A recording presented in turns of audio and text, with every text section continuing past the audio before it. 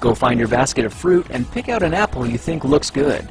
Now, using a sharp cutting knife, carefully cut the apple at a slight diagonal so that it slices right through the center of the apple core. While we're here, let's save 2 of the seeds because we'll be needing them later. Now that we've got our 2 halves, let's take the side that still has the bottom attached and place it face down on a cutting board. We'll need to place 2 butter knives perpendicular with the top and bottom of the apple. Now we can carefully cut down along one side of the apple core until the knife bottoms out on our makeshift spacers, then use the spacers as a guide to gently cut in from the side. When the 2 cuts meet, you'll have an apple wedge that pops right out. And while we're here, let's cut a piece from the other side the same way.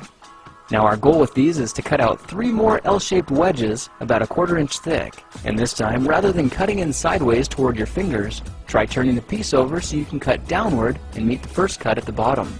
Now with a little wiggle, a new apple wedge should break free. If you repeat the process 2 more times, then stagger the pieces back together, the effect is a beautifully layered wing.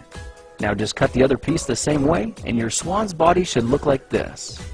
To make a place for the head, all we need to do is carefully cut into the front of the body and gently lift the pieces out to reveal a clean and fairly deep groove.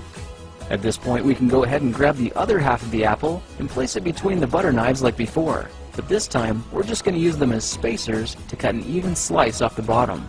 You can see that repeating this process 3 or 4 times gives us a nice variety of shapes and sizes.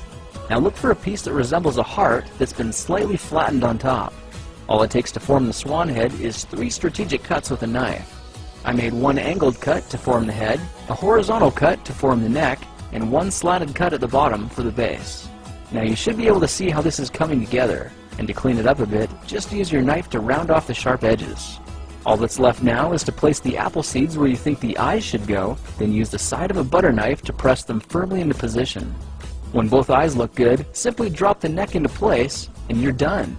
You've just created a beautiful and decorative apple swan. I spritzed mine with a bit of lemon juice to help prevent it from turning brown, then put it on display to show off for our dinner guests later that night. If you try using different apples, you'll get a nice contrast of colors, and every bird will look a little bit different. Well, now you know how to take any ordinary apple and turn it into a decorative and edible apple swan. If you like this project, perhaps you'll like some of my others. Check them out at thekingofrandom.com.